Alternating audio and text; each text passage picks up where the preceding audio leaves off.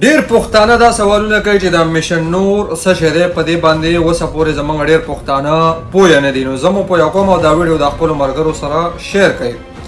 د میشن نور مطلب دا دی چې زموږ په ملک کې قانون نشته، غریب پکې در په در، خاورې په سر، په لوږه، په تنده، په سیلاب کې، په بم دماکه کې، په ډرون حمله کې، په زلزله کې د دغه ظالم جابر ریاست او دغه حکمرانانو دغه پښتنونه دغه په پاکستان کې دغه عوام نه کپړې وکې بربنډې کړو،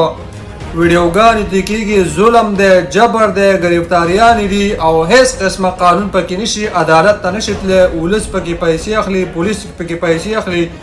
هر اداره کې چې کوم دی کرپشن روان دی او دغه فرعونیانو نه دا عوام تنګ شوی دی. نو دا فیصله وکړه چې میشن نور نن ماسوتن په 10 بجې په 9 بجې به دا خلک خپلو چتونو ته وخیږي او دسونه به وکړي او الله ته به په لاول به بانګ ووایي، بیا به الله ته په چغو چغو باندې وجاړي، ټول خاندان او ټوله فیملی سره د فیملی الله ته به سوال وکړي چې یا الله زموږ ګناهونه معاف کړي او دا حکمرانان چې زموږ د ګناهونو د وجې په موږ باندې مسلط شوي دي دا الله نیست او نابود کړي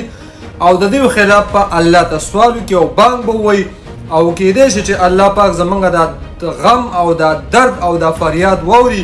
د دې ظالم جابر حکمرانانو نه او دغه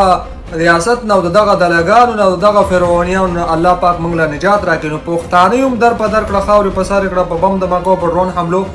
ټولو ته وایم د هرې پارټۍ سره چې تعلق ساتئ، هرې پارټۍ سره دې کې د پارټۍ او دغه نشته چې تاسو به بانګ نه وایئ دا د پی ټي آی نه،